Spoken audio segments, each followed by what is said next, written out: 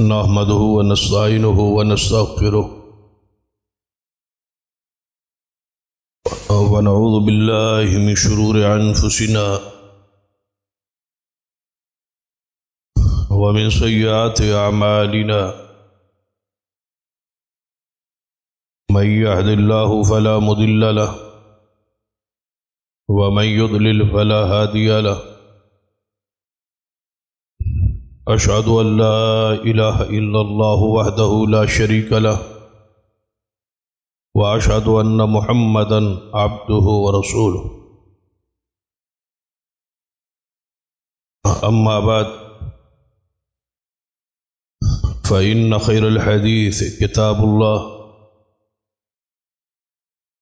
وخير الهدي هدي محمد صلى الله عليه وآله وسلم وشر الأمور محدثاتها كل محدثة بدعة وكل بدعة ضلالة أما بعد فأعوذ بالله السميع العليم من الشيطان الرجيم من همزه ونفخه ونفثه بسم الله الرحمن الرحيم ومن تولى بعد ذلك فأولئك هم الفاسقون رب اشرح لي صدري ويسر لي أمري واحلل عقدة من لساني يفقهوا قولي رب زدني علما سبحان ربك رب العزة عما يصفون وسلام على المرسلين والحمد لله رب العالمين. حضرات،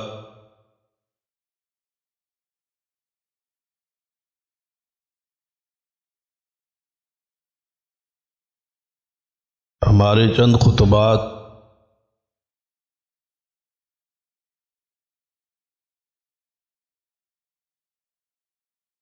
محبت رسول صلی اللہ علیہ وسلم کے حوالے سے اور اس کی علامات اور اس کے تقاضوں کے حوالے سے جاری.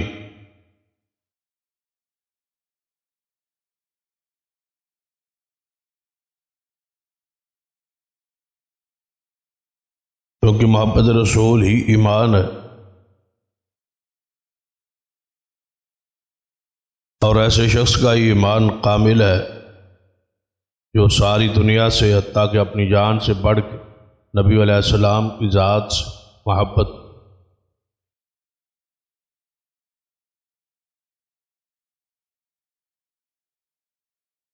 اس محبت کی کچھ علامات ہیں اور کچھ تقاضے.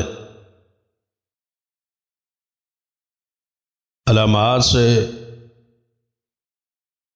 ثابت ہوگا کہ واقعی ہمیں نبی علیہ السلام سے محبت ہے اگر وہ علامات ہمارے اندر موجود ہوں.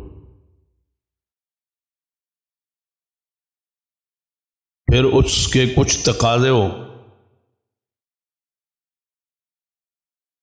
کہ اگر محبت ہے تو پھر اس کے کچھ عملی تقاضے، اگر ہم ان کو پورا کرتے ہیں، علامات بھی موجود ہیں اور تقاضے بھی پورے،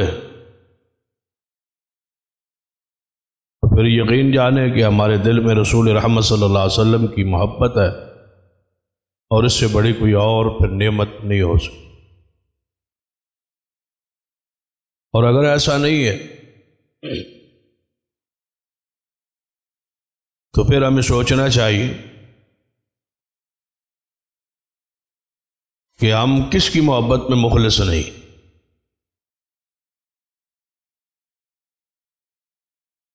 دنیا کے اندر کوئی بھی بندہ کسی کے ساتھ محبت کا اظہار کرتا ہے، دعویٰ کرتا ہے اور اعمال سے ثابت کرتا ہے کہ مجھے اس سے محبت ہے، تو پھر وہ دھوکہ انسان کسی کو بھی دے سکے، ظاہری جتن کرے محبت دکھلاوے کی، لیکن محبت میں مخلص نہ ہو۔ اگر سوچیں کہ کیا رسول اللہ صلی اللہ علیہ وسلم کے ساتھ ہم ایسا کر سکتے؟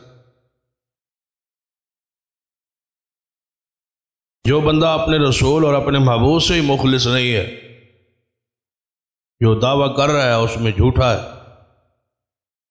جو محبت کی علامات اور تقاضے ہیں اس کو پورا ہی نہیں کر رہا، تو پھر اس بندے کو اپنے گریبان میں جھانکنا چاہیے کہ وہ کس کے ساتھ مخلص نہیں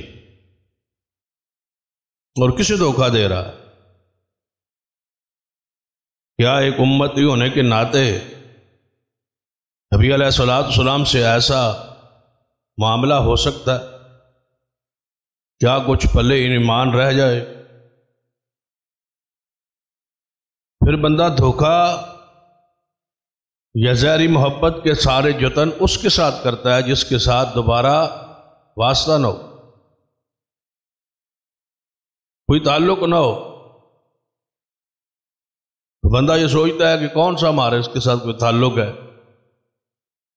یا ہمیشہ رہنا ہے، یا اس کے بغیر کوئی ہمارا گزارا نہیں۔ ناراض ہو جائے گا تو کیا ہو جائے گا، ناراض ہو جائے گا تو کیا کر لے گا۔ یہ ساری چیزیں دنیا کے لوگوں کے ساتھ ہو سکتی، لیکن محبت رسول ایک ایسا ہے، اللہ کی رحمت اور نعمت ہے کہ اس میں یہ چیز اگر داخل ہو گئی تو گویا بندہ ایماندار نہ رہا۔ کیا ایسا ہو سکتا ہے کہ نبی علیہ الصلوۃ والسلام سے ہمارا واسطہ نہ پڑے؟ ہم تو ان کا کلمہ پڑھتے، اور یہ کسی کے ساتھ محبت کی اخیر ہے کہ ہم محمد مصطفیٰ صلی اللہ علیہ وسلم کا کلمہ پڑھ، اور اس وقت تک مسلمان ہیں جب تک حضور پر ایمان۔ بحیثیت مسلمان جتنے ہمارے حقوق ہیں وہ حضور پر ایمان کی وجہ سے ہی ہم نے حاصل، جتنے ہمارے رشتے ہیں نبی علیہ الصلوۃ والسلام پر ایمان کی وجہ سے محفوظ اور قائم۔ ذرا آپ سوچیں، ایک مرد عورت ہے، جوڑا ہے، ان میں سے ایک کلمہ اسلام کا انکار کر دے تو کیا نکاح قائم رہے؟ ارتداد کی طرف جانے کے ساتھ ہی ایمان، اس طرح ایمان ختم ہوگا نکاح بھی ختم ہوگا۔ تو گویا ہمارا یہ رشتے جس کے ساتھ بھی قائم ہے وہ حضور پر ایمان کی وجہ سے۔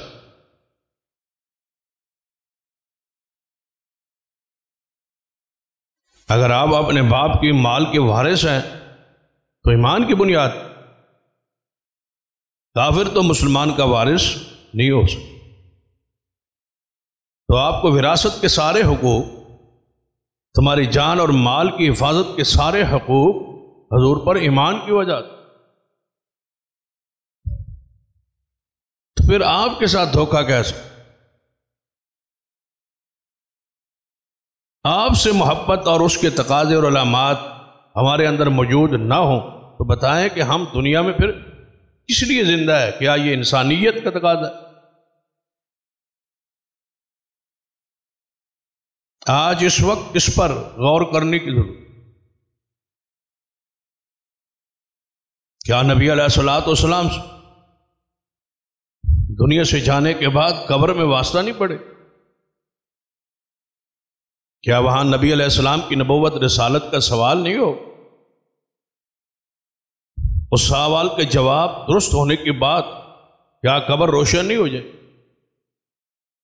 اور آپ سے تعلق ثابت نہ ہو سکا تو کیا قبر تاریک نہیں ہو جائے؟ تو گویا ہمارا چھٹکارا ہے ہی نہیں۔ کوئی لمحہ، کوئی موقع ایسا نہیں جس موقع پہ حضور سے رابطہ یا تعلق یا محبت قائم نہ ہو اور ہم صحیح سلامت وہاں سے گزر جائیں۔ یا جنت میں جانے سے پہلے آپ نے حوض کوثر کا جام نہیں پی، اس حوض پہ جائے بغیر تو گزارا ہی نہیں، اور وہاں پلانے والے ساقی محمد مصطفیٰ صلی اللہ علیہ وسلم۔ اور کیا ہمارے اعمال اتنے ہیں کہ ہم شفاعت رسول کے محتاج نہ ہوں؟ جب صدیق و عمر عثمان و علی شفاعت رسول رب سے مانگتے تھے تو ہماری حیثیت کیا ہے؟ جب وہ کہتے تھے وَرْزُقْنَا شَفَاعَتَهُ يَوْمَ الْقِيَامَةِ، یا اللہ ہمیں شفاعت رسول کی کا رزق جو ہے وہ عنایت فرما۔ تو جب حضور سے ہر زمانے اور ہر لمحہ رابطہ، تعلق، نسبت، ضرورت ہے تو پھر آپ سے تو محبت میں بندہ مخلص۔ تو آپ کی محبت کی جو علامات کتاب و سنت کی روشنی میں محدثین نے بیان،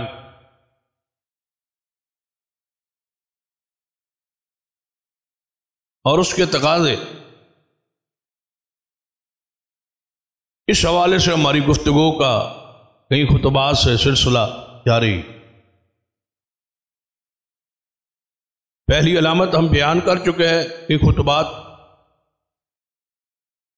جسے حضور سے محبت ہو وہ حضور کا دیدار اور زیارت کے لیے ہمہ وقت خواہش رکھتا ہے، اور اس کی تڑپ اور چاہت اور دنیا کی ساری خواہشات میں سے سب سے بڑی خواہش اس کی یہ ہوتی ہے کہ حضور سے ملاقات نصیب ہو، آپ کا دیدار شرف یہ نصیب ہو جائے۔ تو صحابہ کرام رضوان اللہ علیہم اجمعین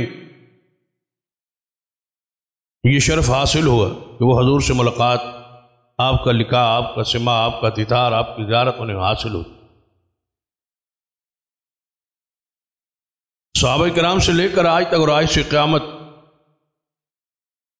جو بھی ان کے بعد اصحاب رسول کے بعد آئے گا، اس کو دنیا اندر ایک ہی انداز ہے کہ لہم البشرا فی الحیات الدنیا، کہ اللہ تعالیٰ اس کو خواب میں حضور کی زیارت عطا کی، یا پھر آخری جو طریقہ ہے کہ موت کے بعد وَمَن يُطِعِ اللَّهَ وَالرَّسُولَ، اعمال اس قدر عمدہ ہوں، اطاعت رسول کے اندر ہو کہ جس کی وجہ سے نبی علیہ الصلوۃ والسلام کی عالم برزخ میں زیارت اور ملاقات نصیب ہو جائے، جو ہمیش جاری رہے، پھر اس میں انقطاع نہیں۔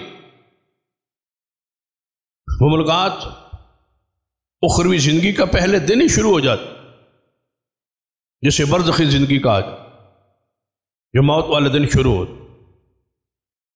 پھر اس موت کے بعد اور اس زندگی کے بعد دوبارہ جب کے، چونکہ موت نہیں ہے،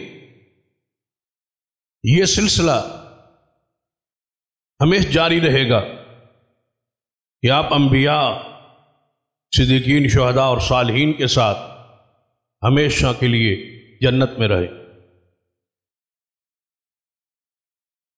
اور اس محبت کے کچھ تقاضے، ان تقاضوں میں سے ایک گزشتہ خطبہ میں بیان ہوا، ابتدا ہوئی۔ اس کا پہلا تقاضا یہ ہے کہ لَتُؤْمِنُنَّ بِهِ وَلَتَنْصُرُنَّ، کہ سارے نبیوں سے اللہ نے وعدہ لیا تھا کہ محمد مصطفیٰ پر ایمان بھی لانا ہے اور اس کی مدد کرنا۔ نبی علیہ الصلوۃ والسلام کی مدد ہم پہ فرض ہے، اور وہ مدد دین کے پھیلاؤ میں، جس میں آپ کی ذات کا دفاع ہے اور آپ کے دین کا دفاع ہے۔ صحابہ کرام رضوان اللہ علیہم اجمعین اس تقاضے میں بھی وہ منفرد ہے کہ انہوں نے نبی علیہ الصلوۃ والسلام کی حفاظت کا، ذات کی حفاظت کا حق ادا کیا۔ قرآن پاک کی ایک آیت مبارکہ ہے جس میں ارشاد ہے واللہ یعصمک من الناس، اے محمد صلی اللہ علیہ وسلم آپ جو کچھ آپ پہ نازل ہوا ہے اس کو بیان کر، بلغ ما انزل الیک من ربک، آپ اپنی تبلیغ کو جاری رکھیں۔ اس تبلیغ کی وجہ سے جو تمہارے دشمنان آپ پر حملہ کرنے کی کوشش کرے، واللہ یعصمک من الناس، اللہ وعدہ کرتا ہے کہ آپ کی جان کی حفاظت کرے۔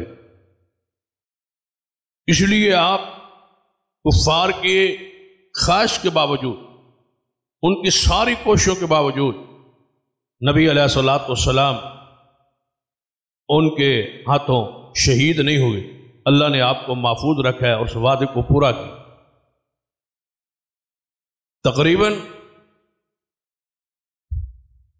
اہل سیر نے 17 ایسے حملوں کا ذکر کیا ہے جو صرف نبی علیہ الصلوۃ والسلام کی ذات کو نقصان پہنچانے کے لیے، آپ کو شہید کرنے کے لیے کیے گئے، لیکن ہر حملے میں اللہ نے آپ کو محفوظ رکھا اور اس کا ذریعہ صحابہ کرام ہی بنے۔ کوئی شک نہیں کہیں معجزتاً حضور کی حفاظت کی گئی، لیکن اس کا ذریعہ صحابہ کرام ہی بنے۔ گویا جو دفاع رسول کا تقاضا تھا ذات کے دفاع کا، وہ صحابہ کرام نے پورا کیا ہے اور پوری امانت دیانت سے کیا ہے، اور پوری امت اس بات پر گواہ ہے کہ صحابہ کرام نے نبی علیہ الصلوۃ والسلام کی ذات کا دفاع کرنے میں کوئی کمی نہیں چھوڑی۔ باوجود متعدد بار جو حملے ہوئے، ہر مرتبہ صحابہ کرام نے اپنی جانوں کا نذرانہ پیش کیا، جس کے چند واقعات احادیث کی روشنی میں گزشتہ خطبہ میں بیان۔ آج بات اس سے آگے بڑھانے کی کوشش کرتا ہوں کہ نبی علیہ الصلوۃ والسلام کی ذات کا دفاع تو صحابہ کرام کے لیے تھا، انہیں اپنا حق ادا کی، لیکن صحابہ کرام کے بعد ہماری جو ذمہ داری ہے تابعین سے لے کر آج تک اور آج سے لے کر قیامت تک، کہ حضور کے دین کے تحفظ کے لیے، آپ کی بات کے دفاع کے لیے، آپ کی سنت کے دفاع کے لیے، آپ کے اصحاب کے دفاع کے لیے، آپ کے اہل بیت کی ناموس کی حفاظت کے لیے ہم بھی ایمان کے اور محبت کے تقاضوں کو پورا کریں۔ شریعت کا یہ ہم سے تقاضا ہے۔ محبت رسول کا سب سے پہلے ہم سے تقاضا یہ ہے، اگر آپ محبت رسول میں مخلص ہیں پھر حضور کے دین کے لیے آپ کو کھڑا ہو، دین اسلام کی حفاظت کے لیے، اس کی اشاعت کے لیے، اس کو آنے والی نسلوں تک پہنچانے کے لیے، اس کے ایک ایک حدیث کی حفاظت اور نگرانی کے لیے، اور اس کی عملی نفاذ کے لیے یہ کوشش حضور سے محبت کا تقاضا ہے۔ یہ بات کہنا کہ صرف اپنی ذات تک محدود رہے، اپنا نماز روزہ زکوٰۃ کرے اور دین اسلام کے لیے اس کے دوسروں تک پہنچانے کے لیے کچھ نہ کرے، تو گویا آپ نے ایمان اور اسلام کو سمجھا ہی۔ تم تو اس لیے آئے ہی نہیں ہو، کنتم خیر امہ اخرجت للناس، تم بہترین امت ہو، تم پیدا ہی نکالے ہی دوسروں کے لیے گئے ہو، تم بھیجے ہی دوسروں کے لیے گئے ہو، تأمرون بالمعروف وتنہون عن المنکر، برائی کا سے روکنے اور نیکی کا حکم دینے کے لیے تمہیں اللہ نے بھیجا ہے۔ کہاں ہے یہ فارمولہ اور کہاں ہے یہ تصور کہ بندہ اپنے آپ کو بچائے اور دوسروں کی فکر نہ کرے؟ یہ تو حیوانیت ہے، انسانیت اسے کہا ہی نہیں جاتا۔ صحابہ کرام رضوان اللہ علیہم اجمعین دوسروں کے بچانے کی فکر میں دنیا کے مختلف کونوں میں پھیل گئے۔ حدیث ہے سرور کائنات محمد رسول اللہ صلی اللہ علیہ وسلم نے فرمایا 2 منزلہ بحری جہاز ہو، حضور حدیث بیان فرما رہے کہ 2 منزلہ بحری جہاز ہو، اس بحری جہاز دونوں منزلوں میں بندے سوار ہو، لیکن اوپر والی منزل میں پینے کے لیے پانی نہیں، تو اوپر والی منزل والے جو لوگ ہیں انہیں پانی نیچے آ کے لینا ہے۔ جب وہ پانی لینے آئیں تو نیچے والی منزل والے پانی دینے سے انکار کر کہ ہم آپ کو پانی نہیں دیتے۔ تو وہ کہتے ہیں اگر آپ پانی نہیں دیتے پھر ہم نے مرنا تو ہے نہیں، پانی تو ہم نے پینا ہے، اور آپ کے پاس پانی سٹور ہے، جمع ہے، اگر آپ ایسا نہیں کرتے تو ہم بحری جہاز میں سوراخ کرتے ہیں اور سمندر سے پانی لیتے۔ تو رسول اللہ صلی اللہ علیہ وسلم فرماتے ہیں آپ بتاؤ اگر وہ سوراخ کریں گے تو کیا اوپر والے پانی پی لیں گے تو کیا نیچے والے محفوظ رہ جائیں؟ فرمایا وہ بھی ڈوب جائیں گے، وہ بھی ختم ہو جائیں گے۔ اگر تم دوسروں کو، اب سیانہ اور سمجھدار بندہ ان کو سمجھائے گا کہ آپ بھی ڈوب رہے ہیں اور ہمیں بھی ڈبو رہے ہیں، ایسا نہ کرے، اس جہاد میں سوراخ نہ کرے۔ فرمایا دین اسی طرح ہے، اس میں بیٹھے ہوئے لوگ جب خاموش ہو جائیں، کوئی بات نہیں، سوراخ کرتے رہے، پیتے رہے اور خود محفوظ ہو جائیں گے، ایسا نہیں ہو سکتا۔ تو لہذا ہم پہ اور تجھ پہ فرض ہے کہ دین اسلام کا دفاع کریں، ایک ایک حدیث کے لیے، ایک ایک سنت کے لیے کھڑا ہونا یہ محدثین اور صحابہ کرام اور تابعین کی سنت رہی ہے۔ دیکھ لیں نبی علیہ الصلوۃ والسلام کا دفاع اور آپ کے دین کا دفاع، حدیث ہے صحیح البخاری وغیرہ کہ سیدنا انس بن نضر رضی اللہ تعالی بڑے پیارے جلیل القدر صحابی، غزوہ احد ہے، غزوہ احد کی حالات واقعات اکثر ساتھیوں کے علم میں کہ ایسا حملہ ہوا تھا کہ اہل اسلام منتشر ہو گئے، مارکہ جہاد۔ تو سیدنا انس بن نضر رضی اللہ تعالیٰ فرماتے کہ میں گزرا چند صحابہ کرام سے جو بیٹھے ہوئے تھے، پریشان تھے اور رو رہے، تو میں نے ان سے پوچھا ما یجلسوکم، آپ کو کس چیز نے یہاں بٹھایا ہے، آپ کیوں بیٹھے؟ مارکہ جاری ہے، جہاد جاری ہے اور آپ یہاں بیٹھے۔ تو انہوں نے کہا آپ نے نہیں سنا قتل رسول اللہ صلی اللہ علیہ وسلم، نبی علیہ السلام تو شہید ہو گئے، اب لڑ کے کیا کرنا، اب جہاد کر کے کیا کرنا ہے؟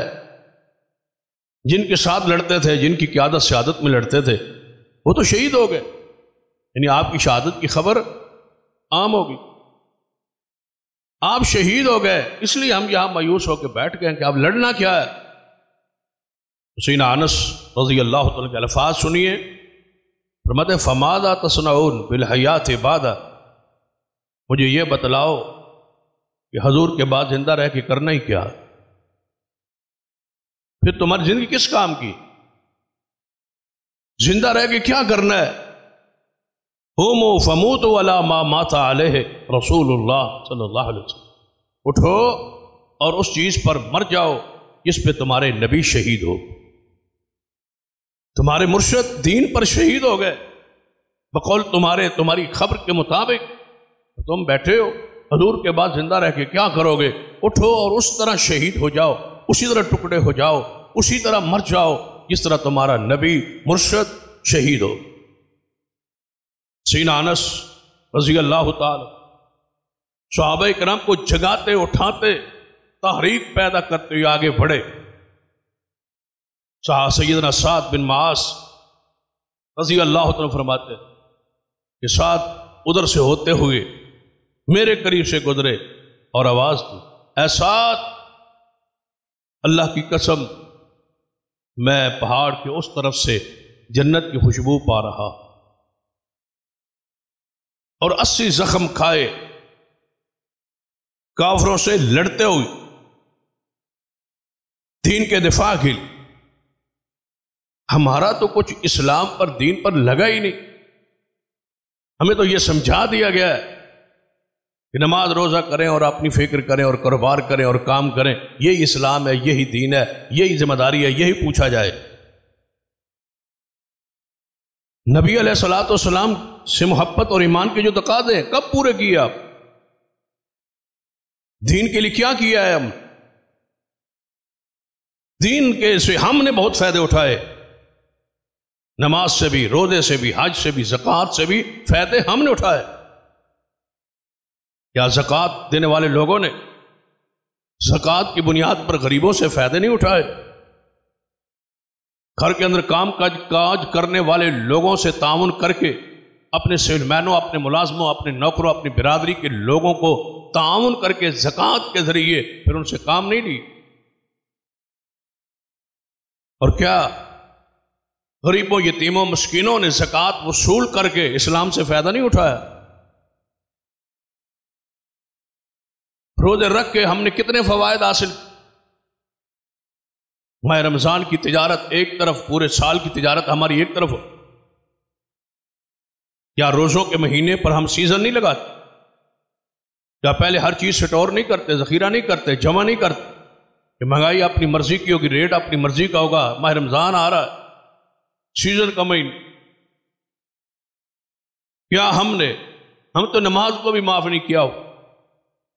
مساجد کے ذریعے، نماز کے ذریعے بھی بے شمار ایک دوسرے سے فائدے اٹھائے۔ مسجد میں آئے، نماز کی وجہ سے تعلقات بنے، جو رشتہ داریوں میں بدلے، کاروبار میں بدلے، تجارت میں بدلے، پارٹنرشپ میں بدلے۔ یعنی ہم نے اسلام سے فائدہ تو اٹھایا ہے، اسلام کے لیے کیا کیا سوائے اس کے کہ ہم نے اسلام کا اور اہل اسلام کا، دین کا اور اہل دین کا مذاق اڑایا؟ دین کے نفاذ کے لیے، دین کے پھیلاؤ کے لیے، دین کی نشاط کے لیے ہم نے کیا کیا؟ ہماری تو سوچ ہی اس حد تک ہے کہ اپنی فکر کرو، بس نماز روزہ کرنا ہے وہ کرو، دوسرے لوگ جہنم میں جائیں، جہاں جائیں، ہمیں کوئی پرواہ نہیں۔ اسلام کا یہ تقاضا ہم سے نہیں ہے۔ اگر یہی تقاضا ہوتا، اللہ کی قسم کوئی غزوہ برپا ہی نہ ہوتا۔ سارے صحابہ کرام نماز روزہ حج زکوٰۃ کرتے اور کرتے تھے، کرتے رہتے، کون روکتا تھا؟ کہاں لڑائیاں ہوتی، کہاں جنگیں ہوتی؟ وہ تو حضور کو آفر آ کے کرتے تھے کہ لکم دینکم ولی دین۔ وہ تو کہتے تھے کہ چار دیواری اندر جو چاہو کرو۔ کوئی پاگل ہے بندہ کسی کو نماز پڑھنے سے روکے؟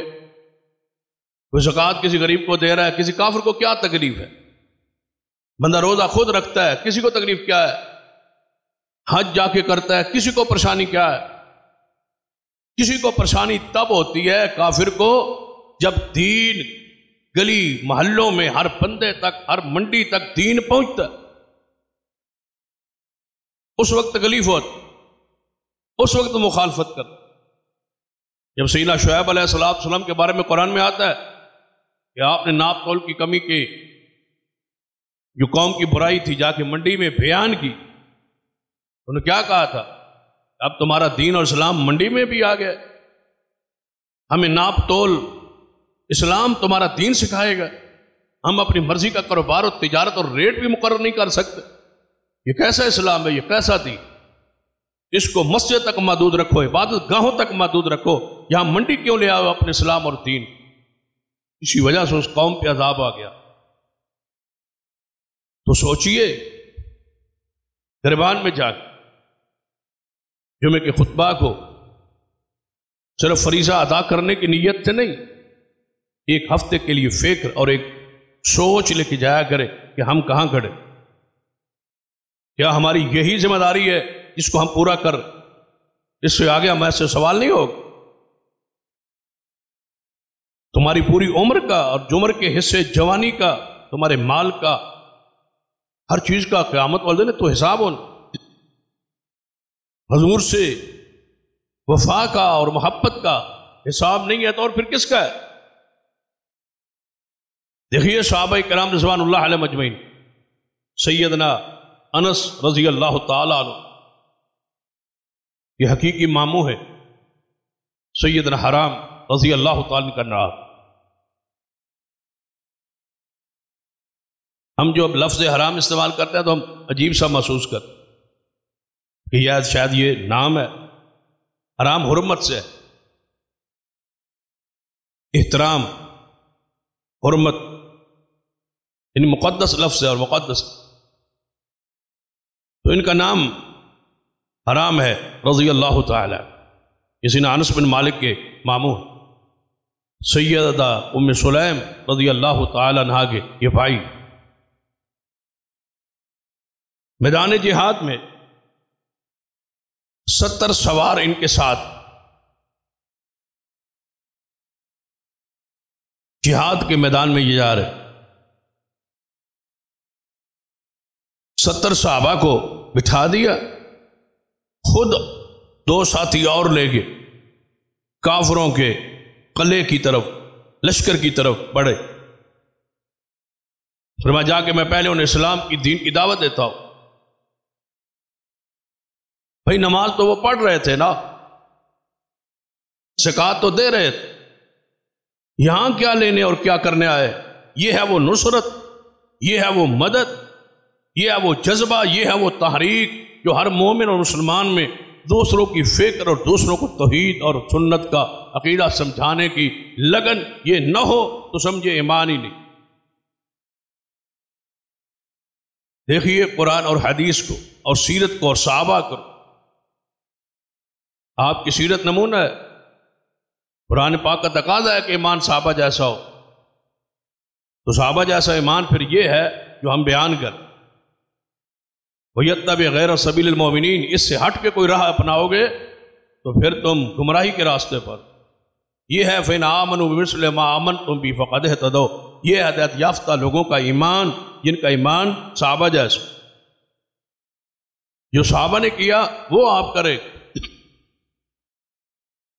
یہ 3 صحابہ کرام ہیں، باقی 70 کو چھوڑ کے ان میں سے 3 یہ آگے۔ سیدنا حرام رضی اللہ تعالیٰ فرماتے ہیں اب ہم 3 ہیں، باقی سواروں کو پیچھے چھوڑ دیا۔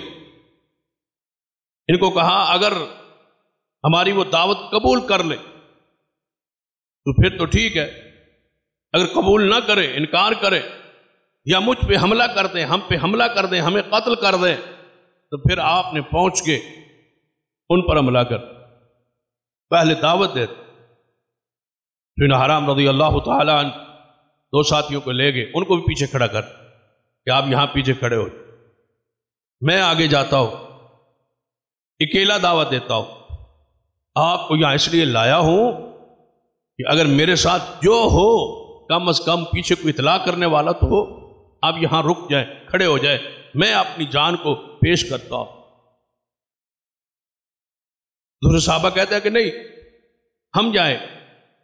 ایک صحابی ہے جس کی ٹانگ درست نہیں ہے، ایک ٹانگ ہے جس پہ وہ چلتے ہیں، وہ کہتے ہیں آپ رہنے دیں میں جاتا ہوں، آپ کی تو ضرورت ہے اسلام دین کو، میں تو ویسے بھی ایک ٹانگ والا ہوں، میری کیا ضرورت ہے، اگر یہی کام آ جائیں، یہی کام آ جاؤں تو اسلام کی خدمت ہو جائے۔ ہماری تو ٹانگیں بھی ٹھیک ہیں، آنکھیں بھی ٹھیک ہے، دماغ بھی ٹھیک ہے، لیکن دماغ میں بھرا ہوا درم و دینار پیسہ اور دنیا،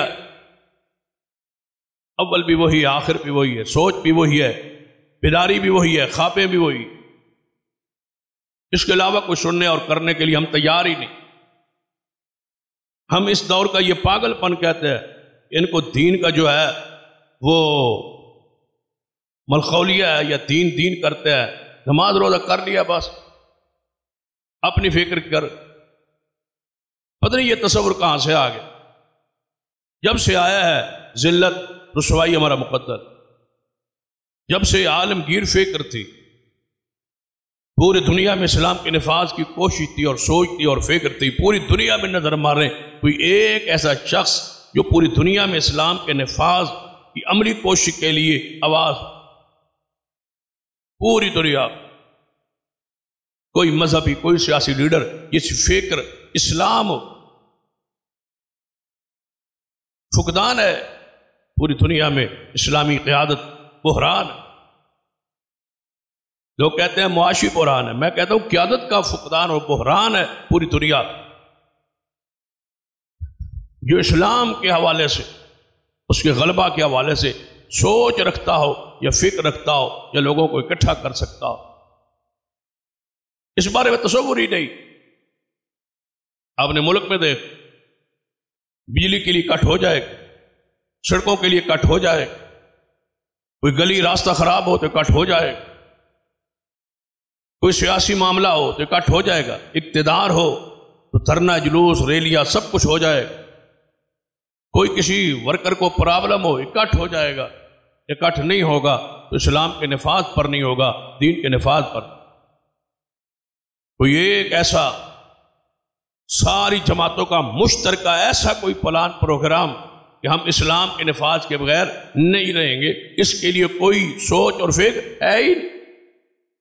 جب ہے ہی نہیں تو پھر بحران کیسے ٹل، پھر امن کیسے قائم؟ تصور کیجئے سیدنا حرام رضی اللہ تعالی فرماتے ہیں نہیں تم پیچھے رہو، میں آگے جاتا ہوں۔ جا کے آواز دی، اے لوگو، ہمیں نبی علیہ السلام نے بھیجا ہے، یا تو اسلام کی دعوت قبول کر لو یا پھر حملہ کے لیے، مقابلے کے لیے ہم آئے ہیں اور تیار ہو جاؤ۔ انہوں نے ساتھی کو اشارہ کی، حسین حرام رضی اللہ تعالیٰ پیچھے سے آگے نیزہ مارا۔ وہ صحابی جس کی ایک ٹانگ ہے وہ کہتا ہے میں اپنی آنکھوں سے دیکھ رہا تھا، پیچھے سے نیزہ اس نے پیٹھ میں مارا اور پیٹ سے باہر نکلتا ہوا میں نے دیکھا۔ حسین حرام رضی اللہ تعالی جب یہ حالت کیفیت اپنی دیکھی، دعوت جاری ہے، فرمایا کیا ہے؟ اللہ اکبر، فوزتو ورب الکعبہ، اللہ اکبر، میں اللہ کی قسم، رب کعبہ کی قسم، میں کامیاب ہوں، میں کامران، میں کامیاب۔ یہ ہے کامیابی، یہ ہے جس پر صحابی رسول قسم اٹھا رہا ہے کہ میں کامیاب ہوگا۔ اصل یہی کامیابی، دنیا کی زندگی ختم ہو جائے، کتنا جی لیں گے ہم، کتنا جیئیں گے ہم، کوئی پتہ نہیں ہے، کوئی بھی نہ جیے، آج ہے کل نہ ہو، اور جہاں جانا ہے وہاں موت نہیں ہے، ہمیشہ رہنا۔ دو ہی صورتوں میں رہنا ہے، یا عذاب میں یا اجر و انعام۔ فیصلہ آپ نے کرنا ہے کہ آپ کیسے وہاں جینا چاہتے ہیں۔ وہاں موت نہیں ہے، یہاں تو موت جان چھڑا دے گی، زخموں سے، تکلیف سے، دکھ سے، مصیبتوں سے، غربت سے، فقر سے، فاقوں سے، جو بھی دکھ آئے گا اگر دنیا میں ختم نہ بھی ہو تو ایک دن موت سے ساری چیزیں ختم ہو جائیں۔ کتنی زندگی ہوگی، زیادہ گزار لی ہوگی، کم رہ گئی ہو۔ نبی علیہ السلام نے کیا فرمایا تھا سیدہ فاطمہ الزہرا رضی اللہ تعالیٰ عنہا سے؟ جب حضور کی سکرات کو دیکھا، عائشہ فرمایا کرتی تھے نا، جب حضور کی سکرات کو، موت کے وقت حالات کیفیت کو میں نے دیکھا تو میں جو سکرات کی سختیاں سنا کرتی تھی وہ ساری کی ساری میں بھول گئی جب حضور کی تکلیف کو دیکھا۔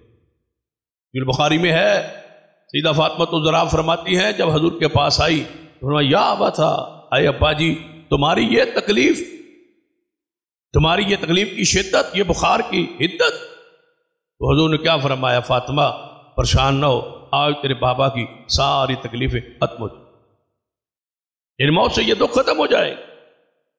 لیکن اگر دکھ اخروی زندگی کے شروع ہو گئے، قبر کے دکھ شروع ہو گئے، ہزاروں سال وہاں رہنا ہے، پھر اٹھنا ہے اور سیدھا یا جنت میں یا جہنم میں ہے. جو جہنم میں داخل ہو گیا بتاؤ اس کی حالت کیفیت کیا، کہا کب ختم ہو؟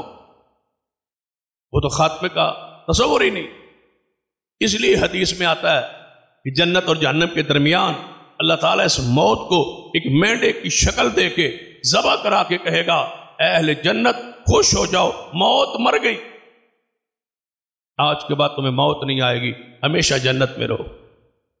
اور پھر آواز اہل جہنم کو دی جائے، اے اہل جہنم تمہارے لیے بھی خوشخبری ہے کہ موت مر گئی ہے، اب تم نے مرنا نہیں ہے، جہنم ہی رہنا. جلد جل جائے گی نہیں مل جائے گی، چمڑا جب سیاہ ہو جائے گا، خاک بالکل گل کے گر جائے گا، اللہ نہیں جلد دے دے. یہ سلسلہ ہمیشہ جہاں تک تو ہوتا ہے نا زندگی تک یہ جاری رہے، وہاں کیا ہمیشہ جاری رہے. لہذا فکر کرے، دین کے لیے کچھ کرنے کا عزم یہ ہم پہ فرض ہے، ضروری. حدیث پاک پڑھ، اس حوالے سے سب سے زیادہ شاندار کردار دین کے دفاع کا دیکھنا ہو تو اس شخصیت کو دیکھے جسے سیدنا ابو بکر صدیق رضی اللہ عنہ، جن حالات کو دین کا دفاع کیا ہے، سنت بنا دیا ہے قیامت. تبھی حضور فرما گئے تھے میرے بعد ابو بکر و عمر کی اقتداء کرتے رہے. تبھی فرما گئے تھے جب اختلافات ہوں تو میرے اور میرے خلفاء کی سنت کو لازم پکڑنا. کیا کیا ہے سیدنا ابو بکر صدیق رضی اللہ عنہ؟ خلافت اسلامیہ سنبھالنے کے بعد حضور کے جانے بعد جو ہی خلافت پہ آئے تو پہلا فیصلہ، اپنی خلافت کا آغاز، پہلا فیصلہ، پہلا حکم. آپ جانتے ہیں کہ سیدنا اسامہ رضی اللہ تعالی 17 سال کے جوان تھے اور صحابی رسول، زید بن حارثہ کے بیٹے، حضور کے بڑے لاڈلے اور پیارے تھے. حضور نے انہیں کمانڈر بنایا اور روم کی طرف لشکر ترتیب دے کے اسامہ کی قیادت میں روانہ کیا تھا. ابھی مدینے سے چند میل باہر نکلے ہی تھا تو حضور بیمار ہوئے. یوں ہی حضور بیمار ہوئے، پوچھا گیا آپ سے کہ اسامہ کو اور ان کے لشکر کو آپ کی بیماری کی اطلاع ہو، اگر آپ مناسب سمجھیں تو ان کو روک لیا جائے. فرمایا ہاں، اگر رکنا چاہتے ہیں تو رک جائے. وہ کئی دن رکے رہے، حضور وفات پا، لشکر اسامہ وفات پر واپس آ. تو حدیث میں ہے صحیح البخاری میں کہ حضور کی وفات کے صرف 2 دن بعد، صرف 2 دن بعد، تدفین مبارک کے 2 دن بعد سیدنا صدیق رضی اللہ تعالی پہلا آرڈیننس حکم جاری کیا کہ اسامہ کے لشکر اندر جتنے لوگوں کی تشکیل ہو چکی تھی وہ سارے کے سارے مدینے سے باہر الجرف مقام پر اکٹھے ہو. کوئی تبدیلی نہیں ہوگی لشکر میں. جو ترتیب حضور نے دی تھی، جو تشکیل رسول اللہ نے فرمائی تھی، وہی اصحاب، وہی کمانڈر اسامہ رضی اللہ عنہ کی قیادت میں وہاں اکٹھے ہو. صحابہ کیا فرماتے؟ حضرت عبادہ بن صامت رضی اللہ تعالی عنہ فرماتے ہیں جب حضور نے وفات پائی نا تو ہماری کیفیت ایسے تھی جیسے ریوڑ تو موجود ہو لیکن ان کو سنبھالنے والا کوئی نہ. ہم اتنی تنگی اور تکلیف میں تھے اور دکھ اور پریشانی میں تھے. ہماری یہ کیفیت تھی کہ ہمارا پر مدینہ تنگ ہو گیا تھا، اتنا دکھ تھا. جیسے انگلی میں انگوٹھی ڈالنی ہو، انگوٹھی چھوٹی ہو اور انگلی بڑی ہو تو وہ ڈالتے ہوئے تنگی ہوتی ہے. فرمایا ہماری یہ گھٹن اور تکلیف تھی. جو بات ہے بن صامت رضی اللہ تعالیٰ عنہ وفات رسول کا وہ نقشہ ہے. لیکن آپ نے فرمایا کہ وہ لشکر تیار ہو گیا. وہ لشکر سارے کا سارا تیار. حضرت اسامہ رضی اللہ تعالیٰ، اسامہ خود آئے، فرمایا اے خلیفۃ المسلمین سیدنا ابو بکر رضی اللہ تعالی، میری رائے بھی یہ ہے کہ کیا اس لشکر کو رہنے دیا جائے؟ تو آپ نے کیا فرمایا؟ اے اسامہ، تم کیا چاہتے ہو کہ میں اپنی خلافت کا آغاز حضور کی نافرمانی سے کروں؟ کیا چاہتے ہو کہ پہلا میرا فیصلہ حضور کے خلاف ہو؟ یا یہ چاہتے ہو حضور ایک لشکر ترتیب دیں اور بھیجیں اور میں ان کے ترتیب شدہ لشکر کو روک لوں، یعنی حضور کی نافرمانی سے اپنی خلافت کا آغاز کروں؟ یہ نہیں ہو، مدینے میں میں اکیلا رہ جاؤں پھر بھی یہ نہیں ہو سکتا۔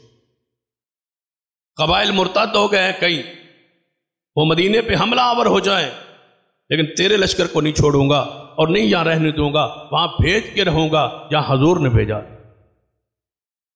اگلی بات کہی ہے اس سے بھی زیادہ سے، فرمایا ہے اسامہ، صحابہ سے مخاطب ہے، جنہیں اسامہ لشکر کے امیر ہے، پتا کیا فرمایا اگر مدینہ خالی ہو جائے، میں اکیلا رہ جاؤں اور جنگل کے پرندے درندے آ جائیں اور میری بوٹیاں نوچ جائیں، یہ گوارا ہے، لیکن حضور کے بھیجے ہوئے لشکر کو روکنا گوارا نہیں ہے، یہ نہیں ہو سکتا۔ دین کے دفاع کے لیے صدیق کھڑے، نماز روزہ تو چل رہا تھا بھائی، جو ہمارا دین ہے وہ ہو رہا تھا، اس سے آگے دین کا ہم سے تقاضا ہے۔ آج جو انداز ہے دین کے پھیلاؤ کا، اشاعت کا، اس کو اپنائیے، اس کے معاون پر مساجد، مدارس، دعوت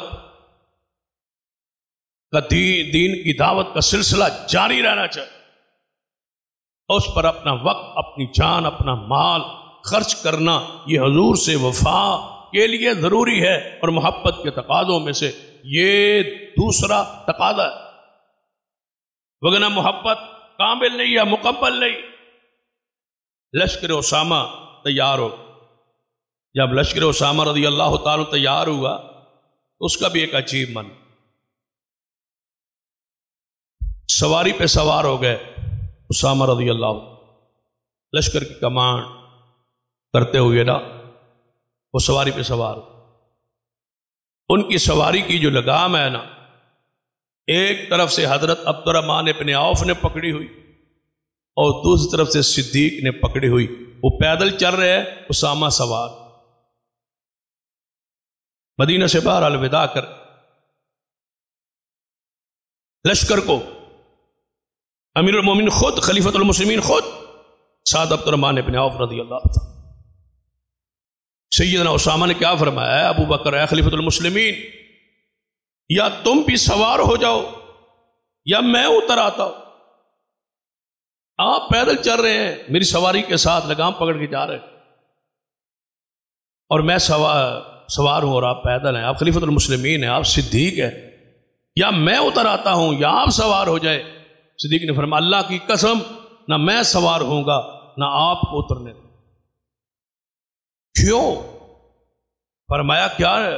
میں نہیں پسند کرتا، وما علی ان اغبر قدمی فی سبیل اللہ ساعتا، کیا تو یہ نہیں پسند کرتا کہ صدیق کے قدموں پر بھی اسلام کے لیے مٹی لگ جائے؟ تو اللہ کی راہ میں جہاد کرے اور میرے قدموں کو مٹی بھی نہ لگے، تو یہ چاہتا ہے؟ کیا یہ پسند کرتا ہے؟ ایسا نہیں ہو سکتا کہ میں اس حالت میں جاؤں، غبر قدمی فی سبیل اللہ ساعة، میرے قدم گرد آلود ہو جائے اسلام کے لیے، دین کے لیے، مجھے اور کیا چاہیے؟ بتاؤ تمہارے کبھی یہ قدم خاک آلود ہوئے اسلام کے لیے، دین کے لیے، شریعت کے لیے؟ ہم تو دو دھا کے مسجد میں آتے ہیں، صاف ستھری مسجد بھی آگے سے چاہتے ہیں خوشبودار، اور پھر کوشش کرتے ہیں کہ مسجد کے اندر بھی بعض لوگ آتے ہیں نا جہاں نماز، وہ ناک دیکھ رہے ہوتے، ناک پوری طرح سونگ رہے ہوتے ہیں کہ مسجد میں خوشبو ہے یا بدبو آ رہی، کیونکہ بعض نمازیوں کو بدبو آتی طلباء سے، پھر وہ سونگتے ہیں، یہاں طلباء رہتے ہیں بدبو آتی ہے، کیونکہ گھر سے وہ خوشبو لے ساری رات بچوں میں سوئے ہوتے ہیں، ان کے پیشاب صاف کر رہے ہوتے ہیں، مسجد میں آ کے بدبو آتی، سونگ رہے ہوتے ہیں۔ وہ تمہاری بدبو جو ہے نا، یہ ناک کی بیماری ہے، تم نے اس درجے اور اس مقام پر پہنچے ہی نہیں، کیا چیز تلاش کرتے ہو، کیا دیکھ، تم احسان کرتے ہو نماز کب، احسان جتلاتے ہو نماز کب؟ ہم نماز پڑھتے ہیں، یہ اللہ پر احسان ہے، نعوذ باللہ، یہ دین پر احسان ہے، یہ رسول اللہ پر، لا تمنوا علی اسلامکم، قرآن کہتا ہے اپنے اسلام کا ہم پہ احسان نہ جتلاؤ، اللہ کا فضل ہے کہ تمہیں اس نے نماز کی توفیق دی، اس کی رحمت ہے، اس نے نماز با جماعت کی توفیق دی ہے، اس کی رحمت ہے کہ اللہ نے تمہیں اہل توحید کا مرکز بخشا۔ یہ ساری چیزیں ہو سکتی ہے، لیکن شرط یہ ہے کہ اسلام کے لیے جذبہ موجود۔ مجھے بھی ایک ساتھی نے کہا جی مسجد میں جب نماز پڑھتا ہوں نا تو مجھے بدبو آتی، میں نے کہا واقعی آتی؟ کہتا جی مجھے تو آتی ہے، میں نے کہا آتی ہے، مجھے بھی آتی ہے۔ جو تجھے نہیں آتی، میں نے کہا مجھے بھی آتی۔ آپ کو کہاں سے آتی ہے؟ میں کہا آپ سے آتی، مجھے آپ سے آ رہی ہے بدبو کہ تیرے اندر جو ہے ایمان کی کمی ہوتی جا، نماز تو پڑھتا نہیں پوری جماعت کے ساتھ، بدبو تو آنی، فحش بے حیائی تیری زبان کا حصہ ہے، بدبو تو آنی، غیبت اور چغلی تیری زندگی کا جو ہے وہ عبادت ہے، بدبو تو آئے۔ جمعے پر آنا ہے، جب سلام پھرنے لگے بدبو تو آئے۔ میں نے کہا اس کو ایک طریقہ ہے، کہتا ہے کون سا؟ میں نے گلی میں سب بچھا، اب وہاں آ کر مصلی ساتھ لایا کر، گلی میں بچھا کے نا ساتھ پڑھ کے چلا جائے گا تاکہ بدبو نہ آئے۔ یہ ہم سمجھتے ہیں یہ احسان ہے اسلام پر، دین پر، شریعت پر، ہماری نمازوں۔ اور آپ تو آگے ابھی ہم تو سارے مل کے اسلام کی ابتدا تک بھی نہیں پہنچے، جہاں اسلام ہم سے جو تقاضا کرتا اس غلط بات تک نہیں پہنچ پائے۔ صدیق نے کیا کہا؟ ایک ہی وقت میں کتنے محاذوں پہ صدیق اکیلا لڑا۔ منکرین ختم نبوت، ہمارے دوستی ہیں، تعلقات ہیں، کتنے بندے ہیں جو آج تک مسئلہ ہم سے پوچھتے ہیں مرزائیوں کے ساتھ سلام لینا جائز ہے، مرزائیوں کے ساتھ کاروبار جائز ہے، مرزائیوں کو چیز لینی جائز ہے، آج تک یہ پوچھ رہے ہیں بدبخت۔ یعنی کتنے سال ہو گئے ہم سمجھاتے بھئی یہ مرتد ہیں، یہ کافر ہیں، ابھی تک یہ مسئلہ حل نہیں ہو سکا، کاروبار جائز ہے، وہ جی پھر محلے چ رہتے ہیں، پھر اسی کی کریے، کھڑ گوانٹ رہتے ہیں، کی کریے، اگر تسی پانی دریا ڈوب مرو اور کی کر پوچھتے ہو۔ ابھی پچھلے دنوں ایک بندہ وہاں ربوے میں علاج کرانے کے لیے، ربوہ میں وہ جناب نگر میں مرزائیوں کے اسپتال سے، کیونکہ وہاں دل کا مریض جاتا ہے اسپتال، بڑا کامیاب علاج ہوتا ہے اور بڑا اعلیٰ معیار کا اسپتال ہے، بڑی تعریف ہوتی۔ وہ پھر واپس آیا، مجھے نہیں پتا تھا یہ ادھر جا کے علاج کرا، میں چلا گیا اس کی بیمار پرسی کے لیے، کہنے جی تو گل کرنے سے میں کر لو، ہو سکتا ہے پھر تو نہ رہے ٹائم نہ گل کر لے، گل کرنی سی ایویں اسی آنا مرزائی کافر، وہ تو بندے ہی بڑے چنگے تو بڑے اخلاق ہے، تو بڑا اتنے جناب بندے کی کیئر ہوندی، بڑی خدمت ہوندی، بڑا علاج ہوتا ہے، بڑے بڑے قابل ڈاکٹر نے بڑے۔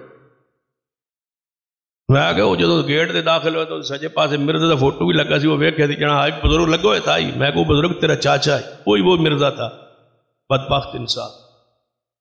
کہندے انہاں وچ تے کافر والی گل ہی کوئی نہیں، میں کہ تیرے مسلمان والی کوئی، وہ دی کافراں دی بارے پوچھنا تیرے مسلمان والی گل کوئی، اس سے بہتر تھا تو مر جاتا، یا ویسے نہیں بندے مر جاتے، لازم آتا ہے وہی بچتا ہے جو ربوہ میں جائے، جناب نگر میں جائے، اور اسپتال ہی کو نہیں رہ گیا دنیا۔ ہم یہ پوچھتے پھرتے ہیں یہ علاج جائز ہے یا نہیں جائز، ان کے ساتھ کھانا جائز ہے یا نہیں جائز، یہ ہم پوچھ رہے۔ صدیق نے کیا فرمایا؟ مسیلمہ کذاب نبیوں نے دعویٰ کیا، صدیق نے فرمایا جاؤ میرے صحابہ ان کی نسلیں ختم کر، ان کے بچے، ان کی بیویاں، ان کی عورتیں، ان کے مال، ان کے مکان، ان کے درخت، فصلیں بھی اجاڑ کے رکھ دو، کوئی شے نہ رہے۔ عام کافر نہ سمجھنا کہ لونڈیاں بنا کے گندی عورتیں ادھر لے آؤ، لونڈیاں نہیں بنانی، بچے نہیں چھوڑنے، پٹے نہیں چھوڑ، کوئی شے نہ چھوڑنا، فصلیں بھی اجاڑ دے، تباہ کر دینا، درختوں کو، مکانوں کو ڈھا دینا۔ یہ منکرین ختم نبوت اتنے بڑے مجرم، پھر وہاں گئے، مسیلمہ کذاب سے مقابلہ ہوتا رہا، اس نے اپنے آپ کو کلے میں باغ میں بند کر لیا، اندر سے کنڈی لگا۔ صحابہ کئی دیر کوشش کرتے رہے، حضرت برا فرمانے لگے مجھے ذرا اونچا اٹھاؤ، میں دیوار سے پھلانگ کے یا جان جائے گی یا دروازہ کھل جائے۔ اندر داخل ہو کے کئی مسیلمہ کے ساتھیوں کا ساتھ مقابلہ کرتے ہوئے اپنے مشن میں کامیاب ہو کے دروازہ کھول دیا، صحابہ اندر داخل ہو گئے اور مسیلمہ کو قتل۔ ختم نبوت کے لیے، دفاع کے لیے صحابہ کھڑے۔ ہم پتہ نہیں، ہم مسائل پوچھتے ہیں ایڈا سخت نہیں ہونا چاہیے، یہ کہاں سے آیا ہے اسلام کہ ایڈا سخت نہیں ہونا چاہیے؟ مولوی بڑے متشدد ہوتے ہیں۔ تشدد کسے کہتے ہیں؟ تمہیں پتہ ہے تشدد کا معنی کیا ہے؟ کیا ہوتا ہے تشدد؟ دین کے لیے غیرت، اس کو تشدد نہیں کہتے۔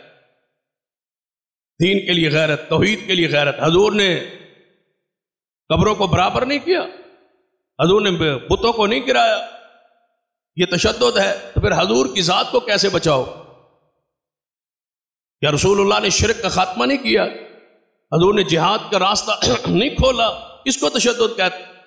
تشدد وہ ہوتا ہے کہ کسی کو جبری طور پر تلوار اوپر رکھ کے کہنا مسلمان ہو، لیکن یہ کہاں تشدد ہے؟ حیرانگی کی بات ہے کہ کوئی کسی محکمے کو جوائن کرنے کے بعد اس کو چھوڑ دے بغیر اجازت کے، تو اس کو فوج میں بندہ بھرتی ہو اور پھر چھوڑ کے دوڑ کے آ جائے، اس کو پٹھو نہیں لگا، اس کو سزا نہیں دے، یہ تشدد نہیں ہے، یہ جبر نہیں،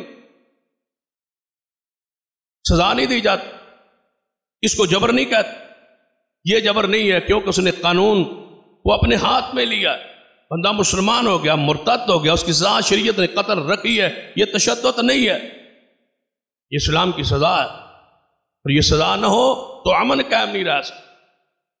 لہذا حضور کے دین کے دفاع کے لیے لڑنا یہ ہم پر اور آپ پہ فرض ہے، یہ حضور کی محبت کا تقاضا ہے ہم سے، اور مزید اس کو کھولیں گے، بیان کریں گے آئندہ خطبہ میں۔ اللہ مجھے اور آپ کو توفیق عطا فرمائے کہ ہم حضور کی دین کی دفاع کے لیے کھڑے رہے۔ اقول قولی ھذا واستغفر اللہ لی ولکم ولسائر المسلمین وآخر دعوایا الحمدللہ۔